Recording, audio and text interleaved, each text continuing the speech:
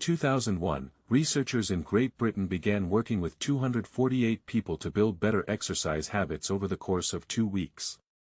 The subjects were divided into 3 groups. The first group was the control group. They were simply asked to track how often they exercised. The second group was the motivation group. They were asked not only to track their workouts but also to read some material on the benefits of exercise. The researchers also explained to the group how exercise could reduce the risk of coronary heart disease and improve heart health. Finally, there was the third group. These subjects received the same presentation as the second group, which ensured that they had equal levels of motivation. However, they were also asked to formulate a plan for when and where they would exercise over the following week.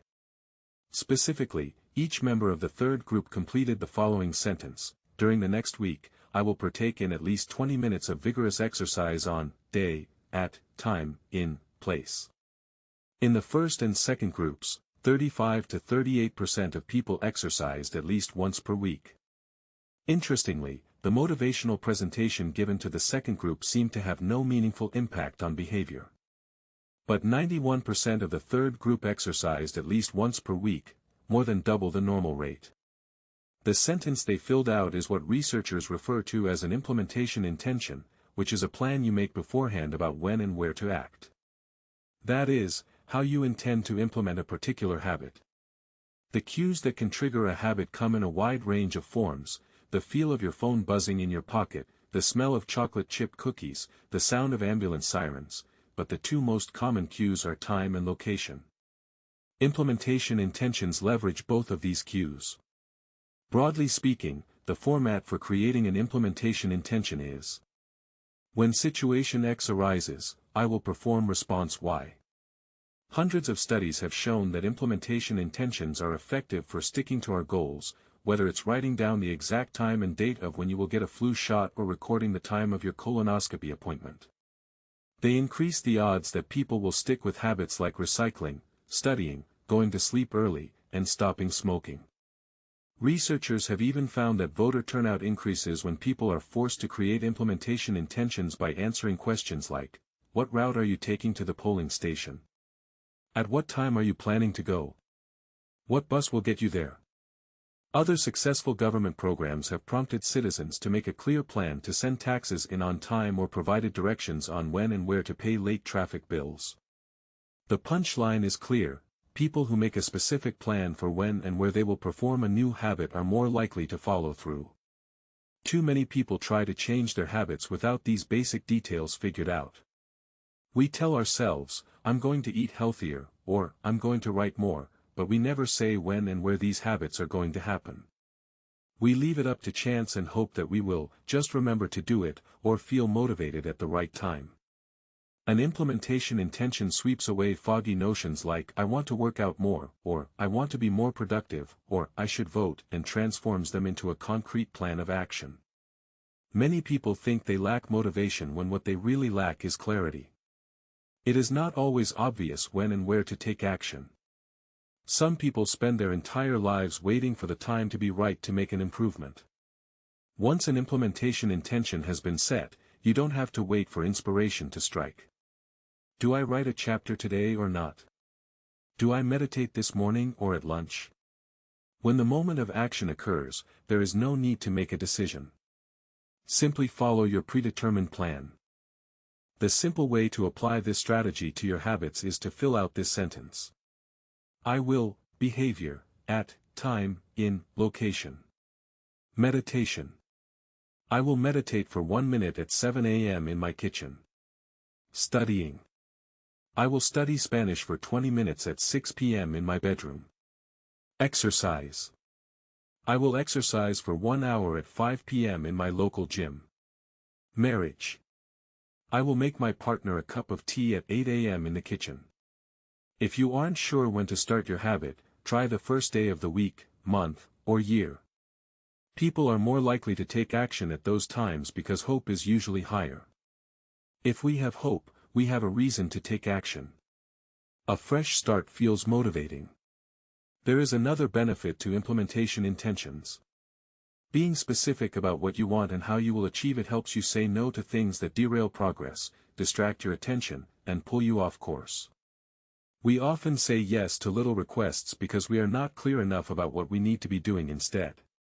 When your dreams are vague, it's easy to rationalize little exceptions all day long and never get around to the specific things you need to do to succeed. Give your habits a time and a space to live in the world. The goal is to make the time and location so obvious that, with enough repetition, you get an urge to do the right thing at the right time, even if you can't say why. As the writer Jason Zweig noted, obviously you're never going to just work out without conscious thought. But like a dog salivating at a bell, maybe you start to get antsy around the time of day you normally work out. There are many ways to use implementation intentions in your life and work. My favorite approach is one I learned from Stanford professor B.J. Fogg, and it is a strategy one referred to as habit stacking. Habit stacking, a simple plan to overhaul your habits. The French philosopher Denis Diderot lived nearly his entire life in poverty, but that all changed one day in 1765. Diderot's daughter was about to be married, and he could not afford to pay for the wedding.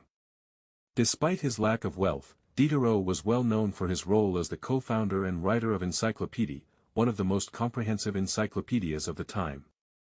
When Catherine the Great, the Empress of Russia, heard of Diderot's financial troubles, her heart went out to him. She was a book lover and greatly enjoyed his encyclopedia. She offered to buy Diderot's personal library for £1,000, more than $150,000 today. Suddenly, Diderot had money to spare. With his new wealth, he not only paid for the wedding but also acquired a scarlet robe for himself. Diderot's scarlet robe was beautiful, so beautiful, in fact, that he immediately noticed how out of place it seemed when surrounded by his more common possessions. He wrote that there was no more coordination, no more unity, no more beauty, between his elegant robe and the rest of his belongings. Diderot soon felt the urge to upgrade his possessions. He replaced his rug with one from Damascus. He decorated his home with expensive sculptures. He bought a mirror to place above the mantel and a better kitchen table. He tossed aside his old straw chair for a leather one. Like falling dominoes, one purchase led to the next. Diderot's behavior is not uncommon. In fact, the tendency for one purchase to lead to another has a name, the Diderot effect. The Diderot effect states that obtaining a new possession often creates a spiral of consumption that leads to additional purchases. You can spot this pattern everywhere. You buy a dress and have to get new shoes and earrings to match. You buy a couch and suddenly question the layout of your entire living room. You buy a toy for your child and soon find yourself purchasing all of the accessories that go with it. It's a chain reaction of purchases.